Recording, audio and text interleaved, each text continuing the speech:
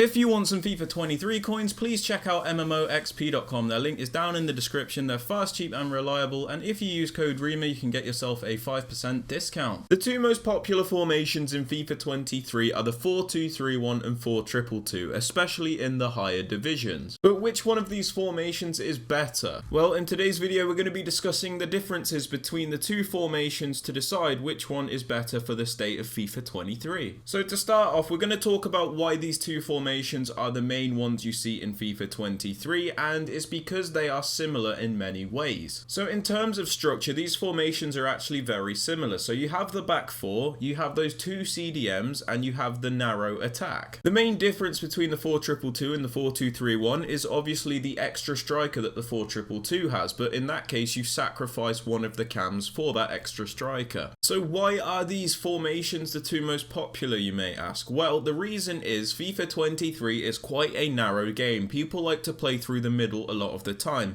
limiting their time on the wings because playing through the middle is just more effective. However, unlike some narrow formations like the 4-1-2-1-2 or the 4-3-2-1, these two formations have the ability to go out wide if you need them to. The cams can play in a wider role as well as being narrow. So right off the bat, for both of these formations, it has the unique ability to play narrow and wide in the same formation. Naturally, this makes it harder for opponents to predict because they never know if you're going to go through the middle or out wide because you always have multiple options. With other narrow formations, it is very one-dimensional and predictable if your opponent is good at the game. Now, the other reason why these two formations are the most popular is because of how defensively sound they are. Now, one thing that's always made me chuckle in FIFA is the people that will call the 5-back formations a park the bus formation and then proceed to use these two formations in the way that they do. It can be argued that these two formations are way more defensive because a lot of the time what people will do is they will have the back four on all stay back while attacking, and they will also have their two CDMs on stay back while attacking, so they always have at least 6 players back, 4 at the defense and 2 in the midfield. They will also have their cams to defend if they need them to. So we've spoken about why these two formations are so used in FIFA 23 as a whole, but now we need to break them down individually to decide which one is better. So we're going to start off with the 4-2-2-2 because this is the formation that I see by far the most in FIFA 23, and there is a lot of reasons why this is the case. So as we discussed, the 4-2-2-2 has a back four which a lot of people have to stay back, and they also have those two CDMs which people also like to have on stay back. The thing is though, people that use the 4-2-2-2 also like to have their attackers all on stay forward, so essentially it's a 4-2-4 most of the time. Now the reason this works is because of the mechanics in FIFA 23. You are able to have all of these players staying back, your defenders and your CDMs, and then keep all of your attackers forward, and then when you win the ball back after sitting on the edge of your box,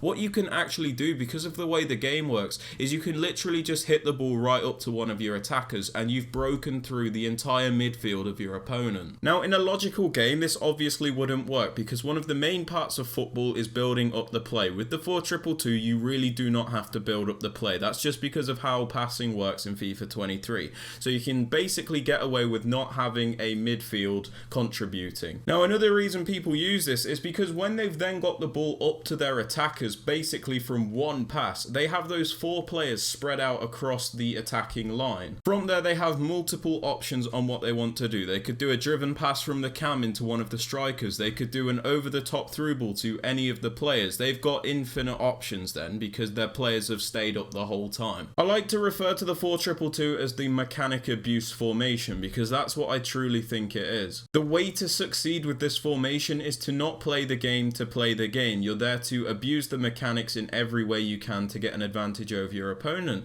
and that's not me shaming people that want to do this because the result's that important. It's just a fact. That's why this formation is so widely used. It's not really used in modern football, at least not in the way it's used in FIFA, that's for sure. Another important thing about this formation is how it works with the pressure mechanics in this game as well. As we know, the pressure tactics are extremely broken in FIFA 23. They are extremely overpowered. And the way the 4-2-2-2 works is when you lose the ball, let's say you use press after possession loss, because of the way your attack is structured, you have those 4 players across the whole line of the pitch, you are able to apply instant pressure pretty much everywhere on the defense. From there, you're often able to get easy chances because your attack has every defender marked and you nick the ball back in your opponent's final third, and in the rare case that they do make it past that press, you also have those players that are all the way back. Like I said, your 2 CDMs and your 4 defenders, so it doesn't really matter if they get past you anyway. Basically, with this formation, you have pretty much no consequences for losing the ball. Now, moving on to the 4-2-3-1 formation, like I said, these formations are very similar. You have the back 4 and you have those 2 CDMs, so defensively it's quite similar.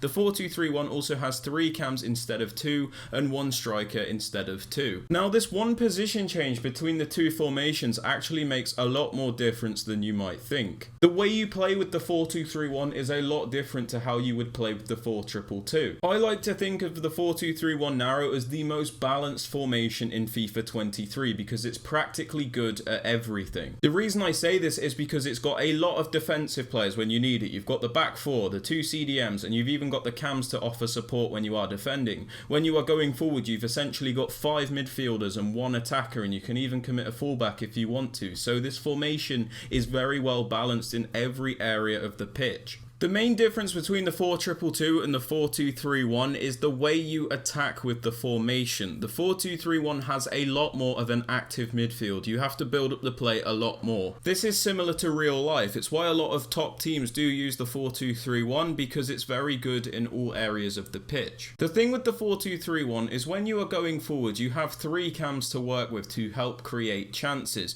You also have CDMs that can commit forward when you want them to. A lot of people will keep 1 back, but a lot of the time people have a box-to-box CDM in this formation, which allows you to contribute even more to the attack. From there, you can knock the ball around in nice short patterns. You can do a nice quick passing play because of the way these players are structured. And because in the 4-2-3-1 you don't have to have every player on stay forward in your attack, you can have a much more natural transition from defense all the way to attack because your players move around a lot more and you have to think about what you're doing a little bit more. I would also say the 4-2-3-1 is better for keeping possession than the 4-2-2-2 is because you've got more players spread out around the pitch, you know, you've got pretty much every area covered. In the 4-2-2-2 you have a massive gap between your CDMs and the rest of your attackers, but in the 4-2-3-1 you have players in pretty much every gap of the pitch. So for that reason I think the 4-2-3-1 is a much better controlled formation, and like I said, with the 4-2-3-1 you can play that possessive style if you want to, but you can also turn up the dials so you can make the play quicker. When it comes to defending as well, the 4-2-3-1 can actually be even better than the 4-2-2-2, and the reason for this is because you can have the wide cams coming back instead of staying forward, so this gives you extra defensive support.